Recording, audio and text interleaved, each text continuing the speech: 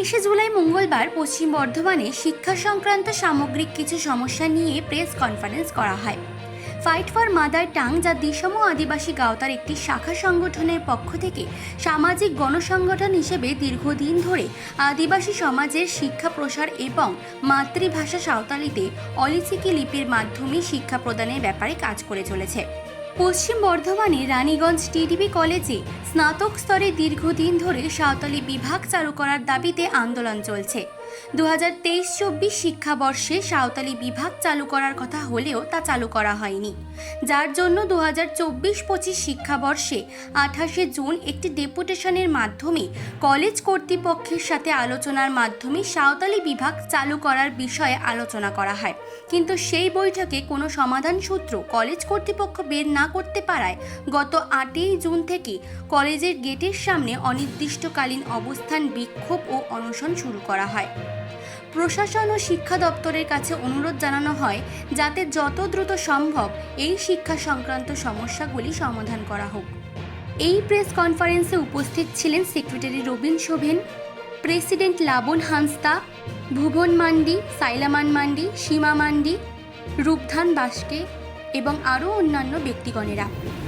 আমাদের ওখানে গত 8 তারিখ থেকে অনশন চলছে, রিলে অনশন চলছে। বিভিন্ন ব্লক থেকে মহিলারা, ছাত্রছাত্রীরা ওখানে অনশন করছেন। অনশনটা হচ্ছে যে আমরা দীর্ঘদিন 2022 থেকে আমরা সরকারকে, ওখানে কলেজ কর্তৃপক্ষকে আমরা জানিয়ে এসেছি যে সাঁওতালি ডিপার্টমেন্ট ওখানে চালু হোক, পড়াশুনোটা হোক, ওখানে সাঁওতালি ভাষায় পড়াশুনো হোক।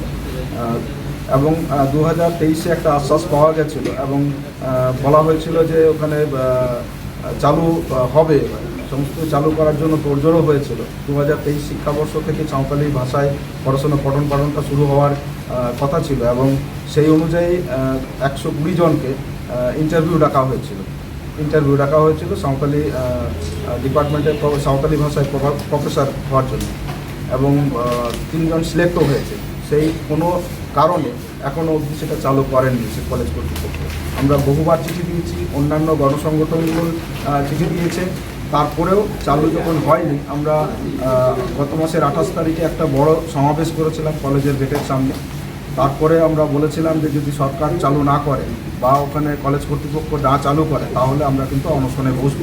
সেই অনুযায়ী আমরা 8 তারিখ থেকে অনশনে বসেছি। আজকে 13তম দিনে অনশন চলছে এবং মহিলারা, বিশেষ করে মহিলারা এগিয়ে এসছেন। মহিলারা এখনও নিজেরা মঞ্চ চালাচ্ছেন ওখানে, এবং আমরা চাই সাঁওতালি ভাষায় ওখানে পড়াশুনোটা হোক, চালু হোক, এই সমস্যার সমাধান হোক, এই সমস্যার অবসান ঘটুক। এবং শিক্ষামন্ত্রীকে আমরা চিঠি দিয়েছি, সিএমকেও চিঠি দিয়েছি, এবং এই চিঠির মাধ্যমে আপনাদের কাছে আজকে প্রেসমিট করতে এসেছি। সরকারকে আমরা দৃষ্টি আকর্ষণ করার জন্যই আমরা এখানে এসেছি। যদি এর পরেও না হয়, এটার দাবি কেউ আমাদের না মানে, তাহলে আপনাদের এই আন্দোলনকে কলকাতা মুক্তি আমরা করতে চাই এবং আপনাদেরকে নিশ্চয়ই জানাবো এখানে কীভাবে। এই সংগঠনের সঙ্গে কতজন লোক জড়িত আছে? আমাদের সংগঠন বহু লোক জড়িত আছে এবং বিভিন্ন জেলায় আছে। আমাদের সদস্যপদ কত? সদস্যপদ এখন 1 লাখের ঊর্ধ্বে আছে আমাদের।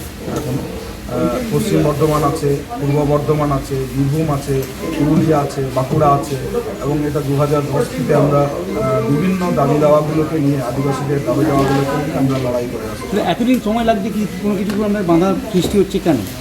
সেটার আমরা কোথায় কি হচ্ছে, কোথায় এটা সমস্যা হচ্ছে আমরা এখনও বুঝতে পারছি না। আমরা কলেজ কর্তৃপক্ষের কাছে যখন যাচ্ছি তখন বলছে হ্যাঁ চালু করে দেবো, মৌখিকভাবে বলছে।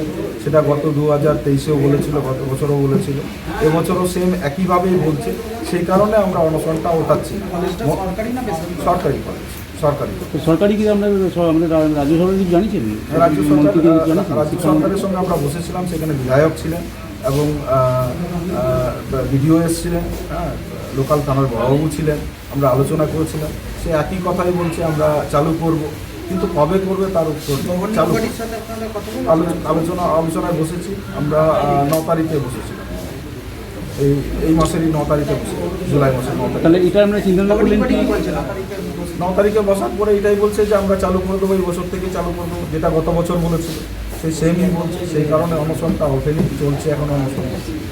ওরা কখনো না বলছে না যে চালু করবো না, কিন্তু আমরা চাইছি যে এই শিক্ষাবর্ষ থেকে অলরেডি অ্যাডমিশন শুরু হয়ে গেছে, সেই অ্যাডমিশনটা শুরু করে দিয়ে আমাদের অনশনটা উঠে যাবে। সেটা শুরু করছেও না, অ্যাডমিশনটাও শুরু করছে না, অথচ বলছে মৌখিকভাবে বলছে যে শুরু করে দেবো, এই শিক্ষাবর্ষ থেকে শুরু করে দেবো। এবং এটার জন্য সাঁওতালি ডিপার্টমেন্ট চালু করার জন্য আপনাদের টাকাও স্যাংশন হয়ে আছে।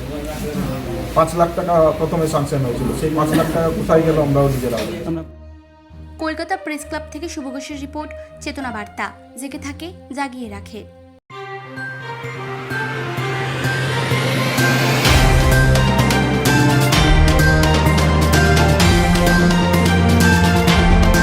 চেতনা বার্তা, জেগে থাকে জাগিয়ে রাখে।